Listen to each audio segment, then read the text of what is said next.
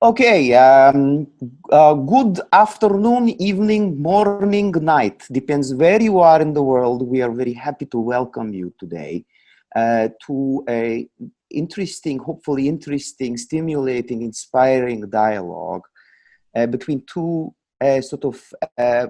bald men. One is bald on this side, other bald this side. And the conversation essentially is about the practice of two artists. One of them is Hetain Patel, and he's based in the UK, and the other one is Nikhil Chopra, who's based in Goa in India. I would like to first introduce to you the person sitting across from me. Well, firstly, is he a person? We don't know. This is something and I am very curious to find out. What we have in front of us is HP2. HP2 is an artificially created being manufactured in the studio of artist Hetain Patel. Patel has been working these past 5 years with scientists at the forefront of artificial intelligence and has created this prototype reprint of himself, which he calls HP2. Joining us here today, HP2 is sentient, an exact reprint of Patel's body, fully loaded with all his memories. Oh my God, this is bizarrely fantastic. So, join me to welcome HP2, and we're very curious to find out how Hetain Patel's memories have been translated and embodied in this simulation of a human being. Well, thank you, Sergey. Can I first of all say hi and welcome to everybody listening, but also, Sergey, could you remind me, just give me a little crash course in how I'm pronouncing your name? Sergey Choprovsky? Sergey Choprovsky. Sergey Choprovsky. Okay, thank you. Well, I'm real glad to be here today, Sergey. If I might return the favor and introduce you to our audiences as well, please allow me to do that.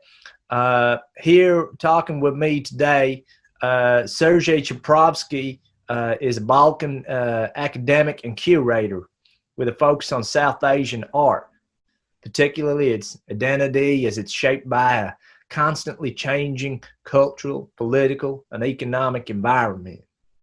He spent the last 11 years in Goa, where he runs a small cocktail bar in Morjan Beach, where he prides in the service of exclusive range of Traveritsa and specialty vodkas. I hope I can visit that one day. He also runs a radio show called Radio Radical. And today, in the dialogue with myself, an artificial being, he will seek to challenge my identity and sophistication perhaps, but importantly, whilst we both together analyze the artwork, the works, and the practices of artists Hetain Patel and Nikhil Chopra. So without further ado, Sergey, it's great to be here with you discussing all of this. And I was quite curious to know how it is that somebody from the Balkans can have such insight into the practices of Nikhil Chopra. Could you elaborate a little bit on how it is that you came on over to Goa and how that connection might have been made between the two of y'all?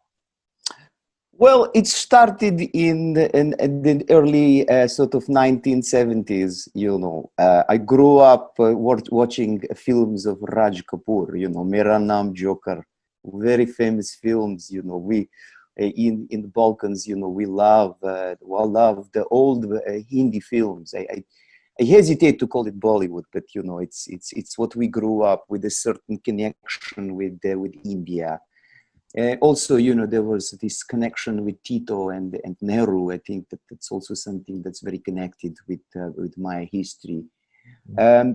So there was the seeds, in a sense, between the friendship between, let's say, what used to be Yugoslavia and today what is split up into many countries, and India goes back a long way. So my imagination of India was very kind of shaped in my early childhood. But in that bad boy time of my early years, I met this kind of artist, making drawings on the beach and the sand, and it immediately kind of caught my attention. And we began conversation, and he invited me to studio, and we've hit it off ever since 2002, since he came back from his education. 2005, I would say, is the year that we met and our friendship grew. But also that was a very interesting gateway for me into not just the practice of Nikhil Chopra, but also to understand the context of contemporary art and contemporary culture. As I'm an academic, and I did my master's in comparative culture studies from Ohio State University, and I specialized in contemporary Indian and South Asian identity and cultural practices. And in my many conversations with Nikhil, I found a lot of threads that I was able to connect with, not just India, but also art history and the various tropes of even a kind of westernization and the colonialization of the Indian mind. And that kind of really became a very interesting research strain for me. And of course, I have been very familiar with also the practice of Hetain, and it's been something that I've been looking forward to doing with Hetain, but, we'll have to settle for you, unfortunately. And it would have been fantastic to have him here. So a lot. Since we don't have him here, I would like to kind of ask, I don't know if I've slightly answered your question, but I would like to kind of segue towards you a little bit and kind of try to understand how this kind of memory download sort of translates itself into the imagination of process, for example, because obviously your body has not gone through what Hitain's body has gone through. But is the experience of a physical kind of experience downloadable? Is this memory of let's say joy, pain, trauma downloadable? And the other question is, do you have emotion? Do you feel love, pain, joy, sadness, complexity of the human condition? So, Sure. and in a sense, are you still deeply connected, or do you have your own sort of identity?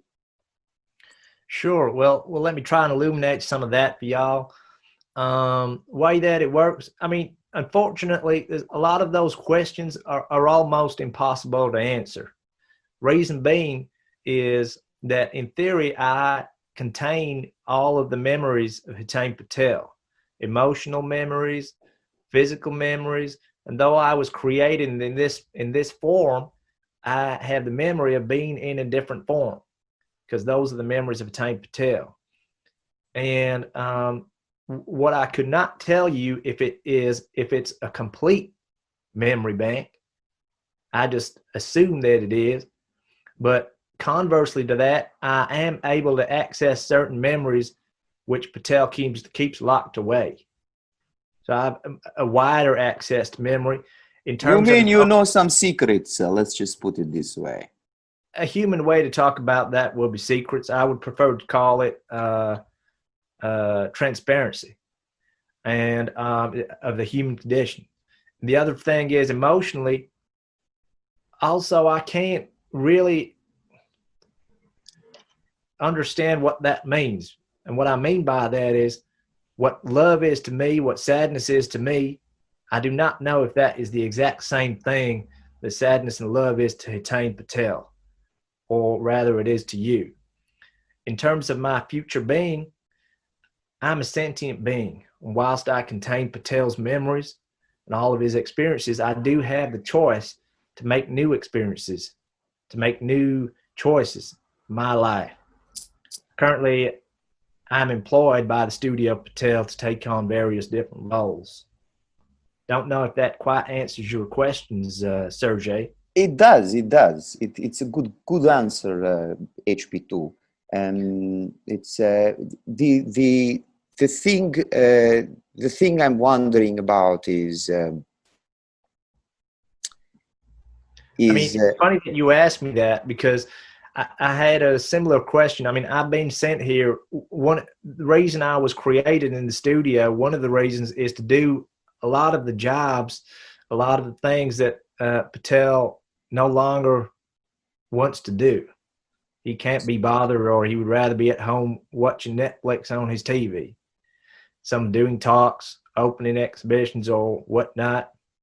So that's why I'm here today. And he sent me with a specific request in terms of research of the artist Nikhil Chopra. He sent me along with a few imagery of Chopra's practice with a view to finding out a few things, which he has left to me. Hold on, HP2. One of the things that's absolutely driving me insanely crazy is that why has he programmed you to speak like some Trump supporter, Louisiana kind of stripes and stars, kind of gun-thumping, gunslinging American? Well, funny you should ask that. I've been imprinted with a base accent that he deemed fit to give me.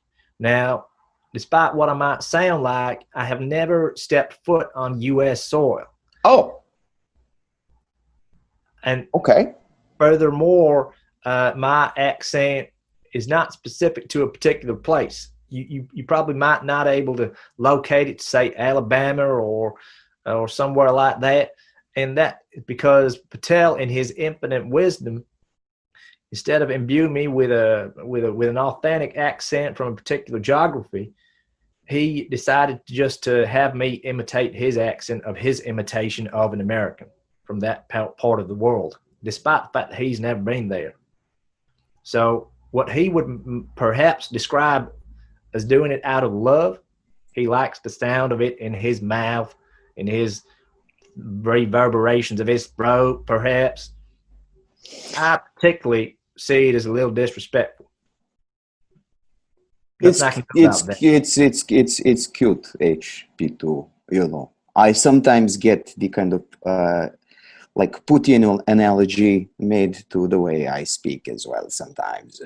But let's just keep Putin and Trump, I guess, outside of this conversation. I want to. Can I? You know, this image I found. Do you mind if I share image with you and with our friends who are watching? There is this one particular image that I think kind of I want to relate to.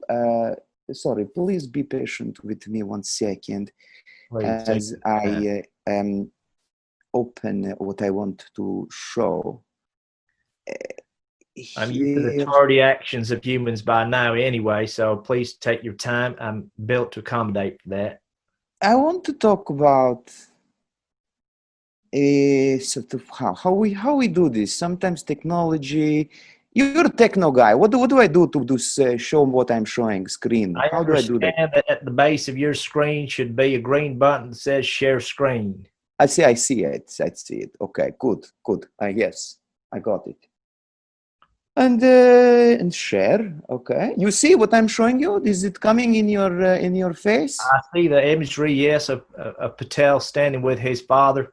Yes. I want to do full screen because I want to enter this space with your.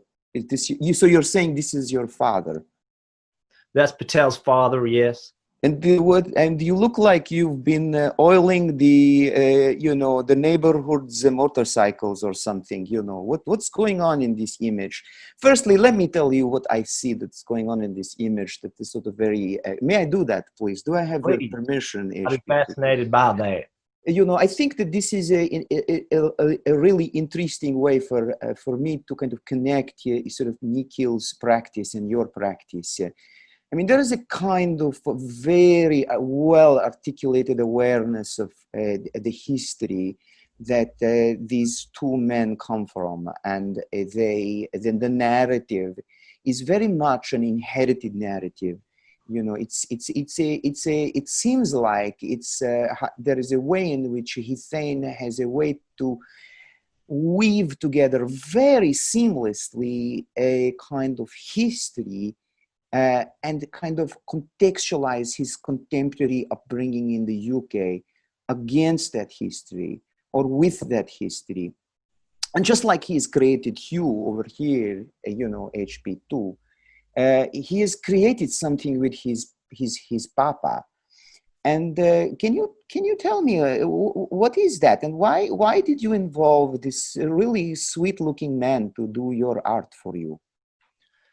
Well, I discovered in my curiosity about human relationships that children always spend a lot of time trying to connect to their parents in some way or another, and that ain't always smooth. Sometimes it's smoother than others.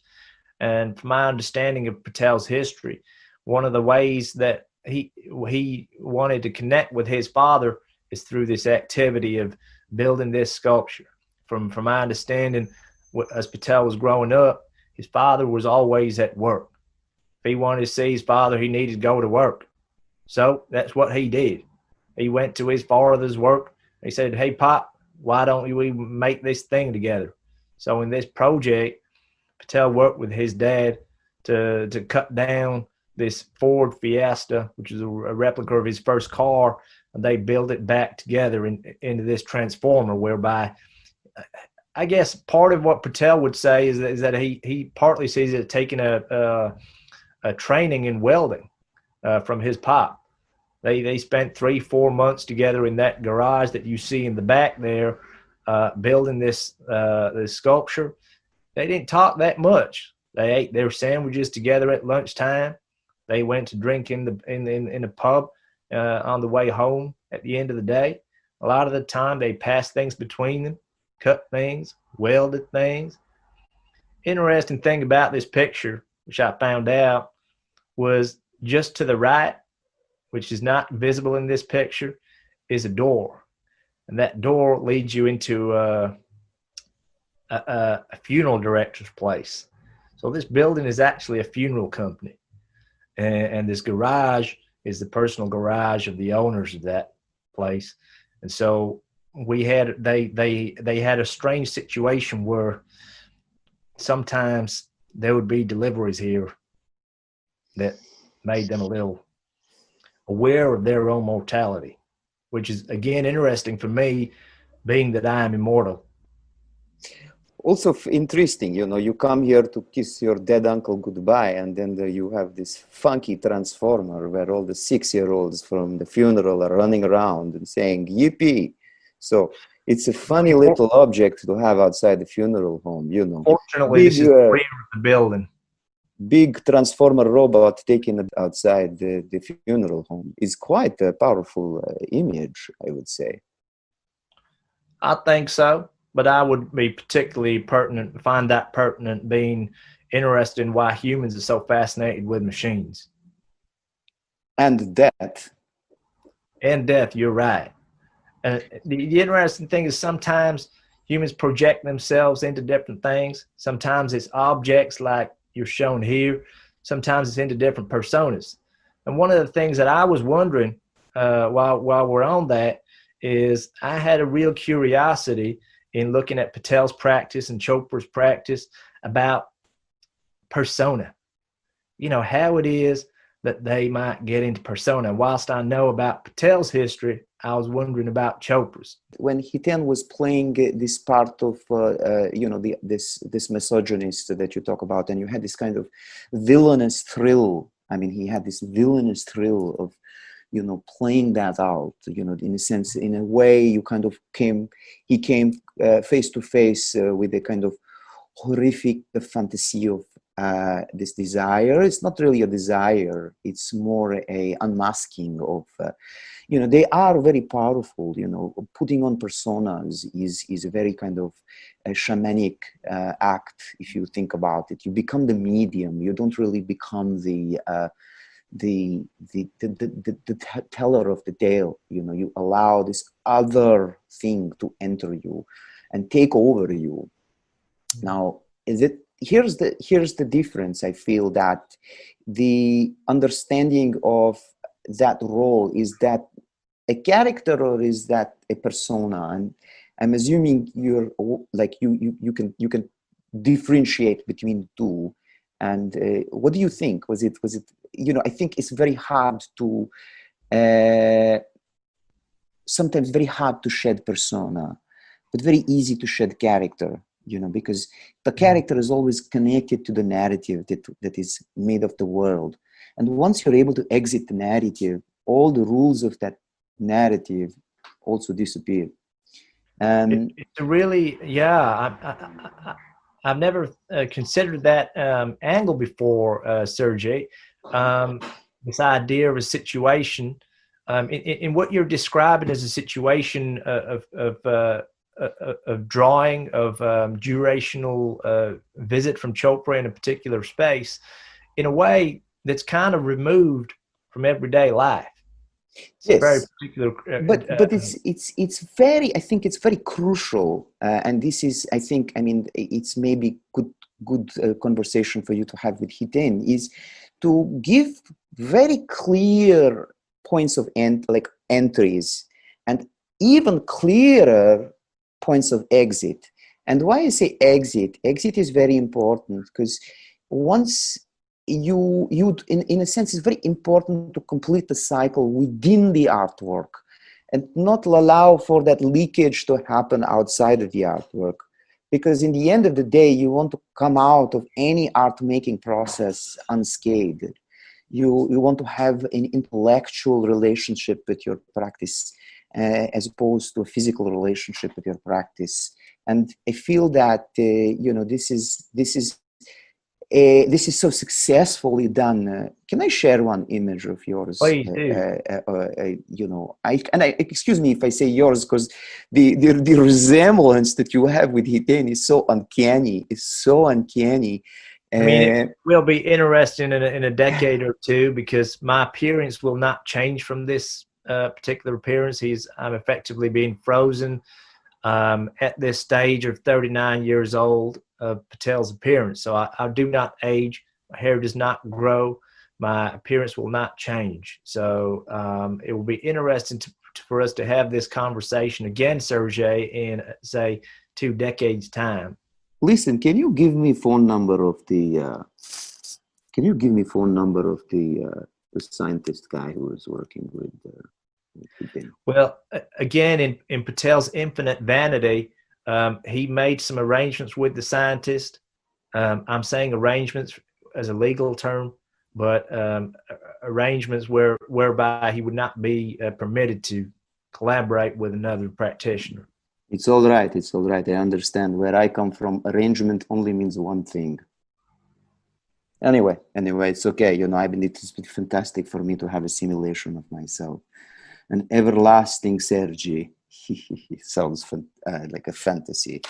Okay, talking about fantasy, I want to talk a little bit about fantasy with you, and the way in which fantasy and reality collide.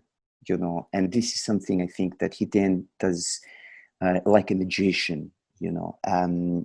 And also that's a really good kind of another really nice word for me to throw at you is magic, And so where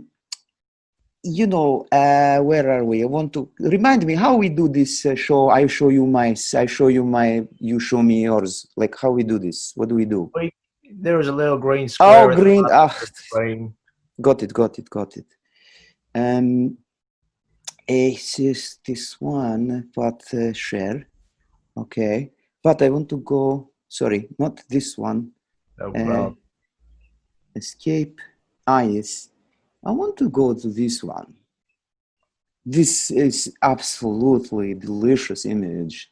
It's this, there's so much going on. I love that. That Nikhil and you come from this idea of wanting to present excess. You want to tell us in a sense that it's not just Spider-Man sitting with Auntie. Auntie's so happy to have Spider-Man sitting next to him. Spider-Man so happy to be visiting Auntie at 1:45. I mean, not even 1:45, at the 1:43 p.m. And it is 1:43 p.m. because on 2 clocks it's 1:43 p.m. So there is a sense of authenticity and a sense of absolute pure love for domesticity, and this absolute safety of home. And question, like, I'm looking at so much of love in this photograph. I'm looking at even Spider-Man and Auntie having a little romantic story here, or not in a yak way, but in a kind of love way, this,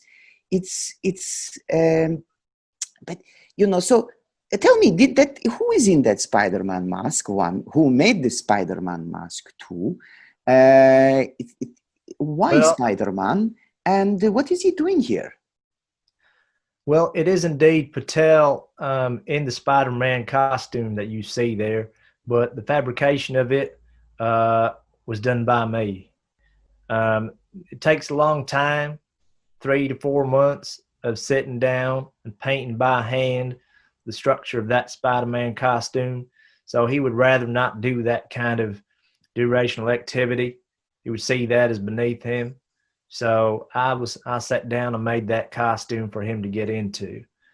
So he took that from me and went to see his grandmother in north of UK, and went to see her and to take this photograph. They spent that day together. They talked about things, and from my understanding, Patel was a little worried that she would find it strange that he was coming over and saying, "Can we have a photograph? I'm going to get dressed in a Spider-Man costume." But she didn't question it once. She simply talked about all of the clothes that she's made, the cushions that she's made, the bed sheets that she's made as part of her work. She was admiring the construction of the costume. Didn't ask once about what it was. I'm not even sure if she knows who Spider-Man is. I put on the suit, or rather Patel put on the suit and came into the room, and she continued to talk to him like he just put on a hat. I think with his grandmother, there's a lot of talking which goes on. They share history between them. They talk about things. So what they're wearing ain't too much of a thing. She was rather pleased about taking a photograph together. She had no problem with the Spider-Man costume. So it was kind of, you can't see what Patel is talking about behind the mask naturally, but they're just having a normal domestic conversation whilst this photograph is being taken. I took along a friend of mine, well, an associate of Patel's actually, to take the photograph, who is a white English man, and he was there taking the photograph. And my Patel's grandmother was making tea and bringing out the biscuits, and she had such a good time that when she was relaying the story to all of the family members the weekend after, she said that Patel had brought over a friend of his, an English friend, who could speak Gujarati. She remembered that he was speaking Gujarati to her all of that time. No language barrier, nothing. She had a right good time. So that's one of the memories I was able to access in Patel's memory bank, which was a particularly fond one. And that Spider-Man suit, one of the reasons he's so obsessed about that is that Spider-Man is one of the few superheroes that covers every inch of his skin. And so he don't have to be called the Indian Spider-Man or the Asian Spider-Man. He can just be Spider-Man, because he used to hate that as a kid, you know? And that's fascinating to me, because why he then created me in his imagery.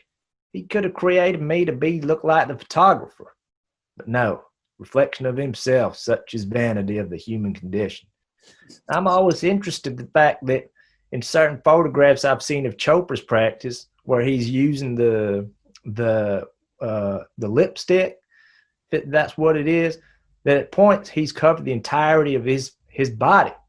of his face, his body, the gallery, from head to toe.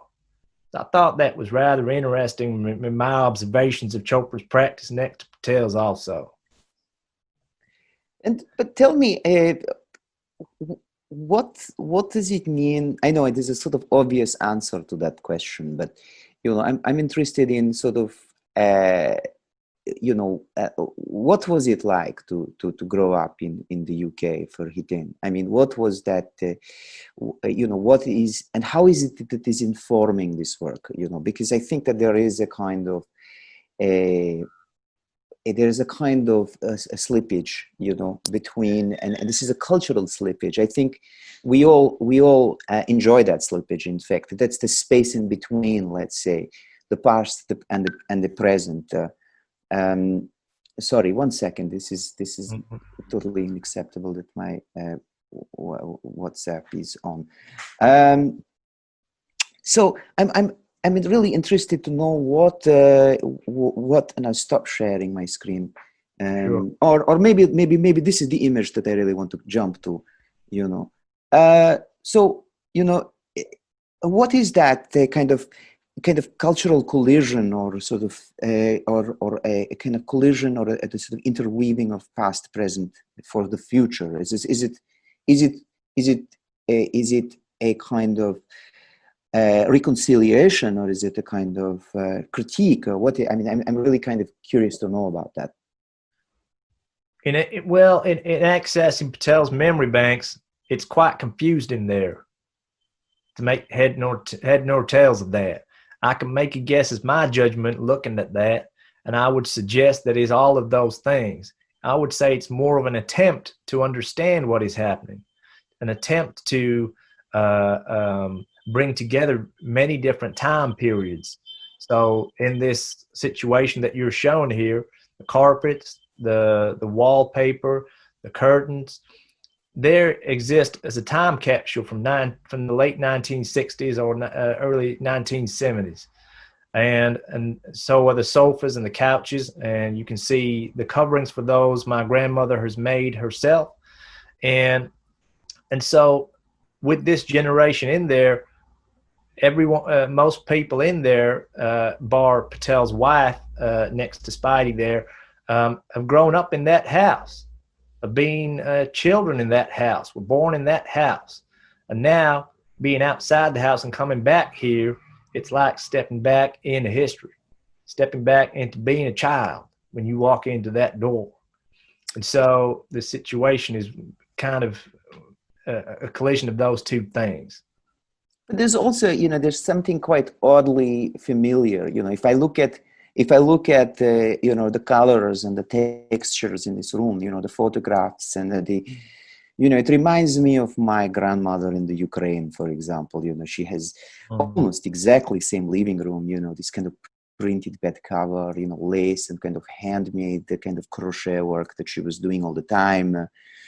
So the cushion covers, and there is a kind of warmth to the mismatch of, in a sense, when you become artists, you become aestheticians, you start to think about, the careful placement of objects and colors, and, but here this is a kind of, I think, higher art than the art of what sometimes contemporary artists do, is to kind of create this place of absolute warmth and safety, and I think this is in a sense what art seeks to do. It's interesting that you might say that, Sergey, because one of the real doubts in Patel's mind about his own work is letting in those things that might emotionally be true to him, or that was a journey. So in what you're describing, I would describe that in the human emotion of love. The love that exists in there, and that typically in the early stages of Patel's work, it's kind of the thing that he might resist to make it, shouldn't be overly emotional. Artists don't do that, will not be taken seriously, to put real love, real humor, real self in the work. Of my understanding of Patel's work, that has been a real journey that he has had to fight his demons on. I feel that. I totally feel that. And I think that there's always this need to apologize for being emotional, and I feel that, that's something that is drilled into to artists in the kind of Western context, is that where's the criticality? If, how can I critically approach your emotional state? I don't want to offend you. This is this opportunity lost, I think, with this kind of two-dimensional Western approach of looking at choices and desire and love, and is very much very much the driving force, the engine, the fuel for artists, and then to be denied that seems kind of oxymoronic. But here's I think sorry, 1 second. I just want to say that I think you tackled that question very, very well, and I think that I see that you expand your kind of a relationship to these kind of notions of love with this work, where you make this incredibly articulate film that looks like, perfect choreography and absolute perfect aesthetic choices, that in a sense that there is absolutely almost no sentimentality in this piece. And, and yet it talks about a kind of common thread that runs through your work, and that is this emotion of love and relationships, and looking into the eyes of the people that you're working with. This is something you do very well. It's an interesting thing you bring up there, Sergey. And the thing about this process on this project was there was a lot of close-ups in this film, where we're really in the protagonist's face, looking into their eyes. And the reason for that is to humanize. I was very aware there's a lot of Patel's awareness of a lot of culturally specific material, which may feel exotic or other in some way to the dominant cultures. And there's a lot of choreography and bodies moving in a very skilled, proficient way. Now, filmed purely from a wide perspective, that could feel that they become bodies, black bodies in that screen. So it was really important to Patel to have to see the emotional connection between the two protagonists, to feel not just love, but trepidation, to feel fear, to feel not knowing, kind of these human things which we've all experienced ourselves. And interestingly, the thing you talk about, the love and the emotion between the two protagonists, that kind of came through the process in a way. So the kind of structure was written and things were workshopped. But what Patel tends to do in the studio is work with the actors, the dancers, and to see what they bring to the situation and how they might react together, and he kind of creates some of the story, some of the action during rehearsals, and then works it that way to try to bring out something that might be specific only to these performers, that could only happen with these two, as opposed to somebody else, if you like. So that's about that. Sergey, if I may, just keeping an eye on time, I had a little question with regards to Chopra's practice, which was kind of related to what you were talking about with the Spider-Man costume. Yes. So I was kind of fascinated, if I might just find the image I was looking for, this image right here. The reason this is fascinating for me is because accessing Patel's data bank from when he was a really small child, when he was at nursery or kindergarten, when it was time for art time, they give all of the kids a little easel, a little paintbrush, and a pot of paint, just a single color, pot of red, for example. Everybody, all the little kids would draw little stick figures. This is mama, this is papa, this is my dog, this is my house, this is the tree, this is the sunshine. Now, Patel, conversely, would just take the pot of paint, regardless of what color it was, and just paint the paper from top to bottom. And entirely one color. Then he would lift up the clip that was holding the paper and paint under there too. Just make it entirely covered. Now, from my recollection of Patel's memories, the teachers would have a little word with his parents, just to explain. No matter what color we're given, no matter what we encourage him to do, he just paints it from head to toe, side to side, edge to edge.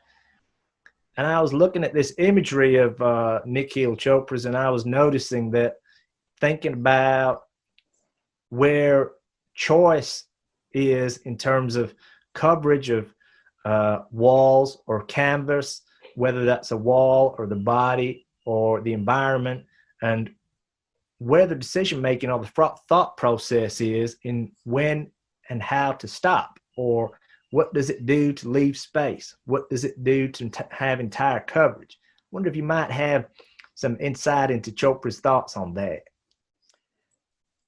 Absolutely, sure. I will attempt. It's the reason why I think this image is this is hilarious that you bring up this image immediately after we look at Spider-Man. In a sense, yeah, there is something quite Spidey about this moment as well. Where he's kind of weaving his web, and he's kind of like hanging from some ceiling. Yeah. So it's quite that that there's also this red color in a sense becomes the kind of Spidey color, but also it looks like a costume. It stops looking like paint at some point. The reaction I had when I walked into this room, that Nikhil was going a little, kind of going mentally, I think, crazy in this room, painting the walls with, I think he used 2,000 lipstick cases. Wow. And what looked funny was, and this is what performance does, right? This is what art does. It sort of injects meaning into things that you probably never imagined. And when I walked into the room, the empty lipstick cases looked like empty gun shells, like bullet shells. And instead of just looking about love and sensuality and vitality, which is what lipsticks tend to want to do, it started to become a little bit about death and flesh and mortality and war and violence. So what happens with the material is quite interesting, because he's able to kind of take material and kind of recontextualize the material.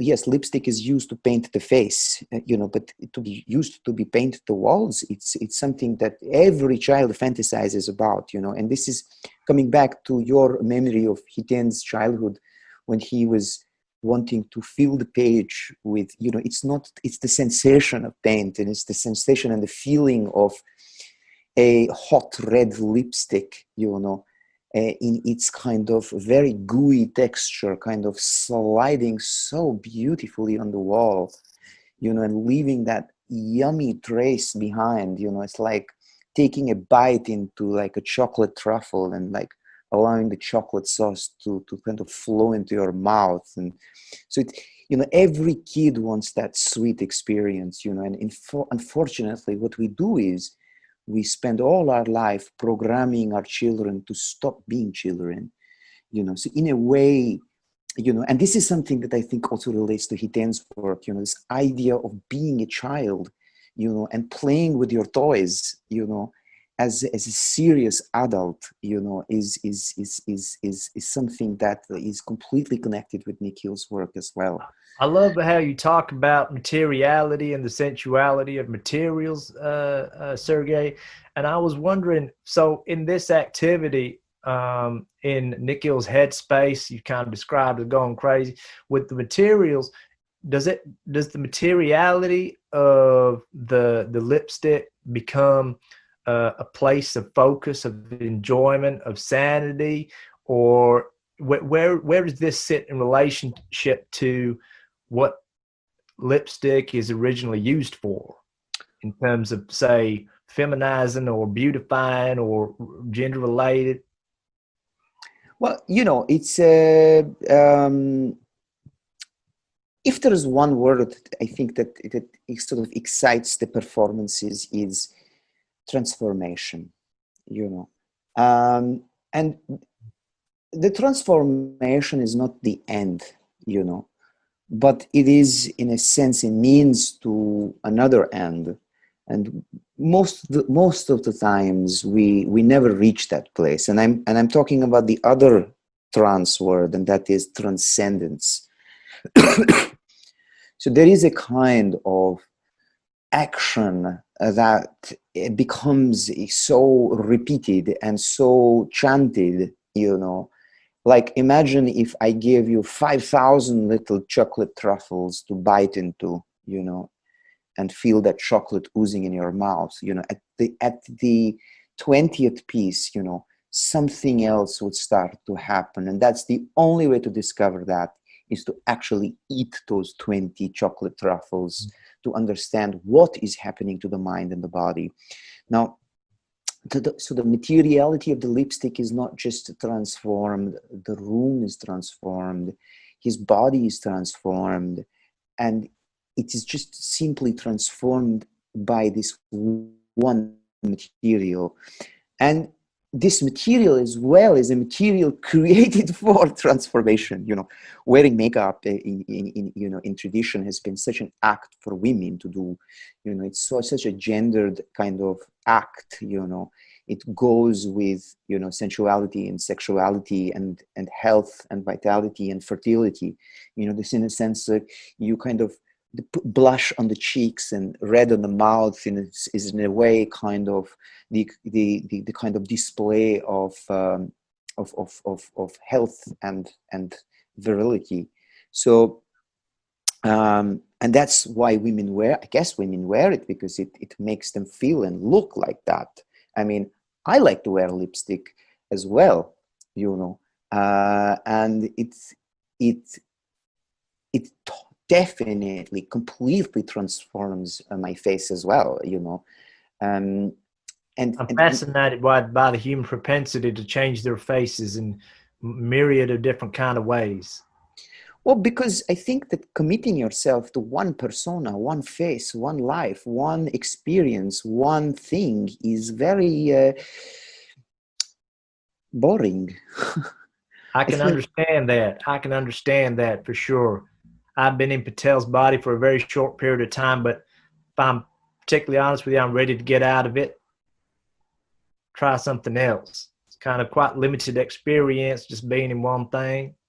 Well, you know, maybe for you it's very simple. You know, take one wire out here, one wire out here, you put that wire in this place and this wire in that place, and maybe something happens. I think we all need a switch.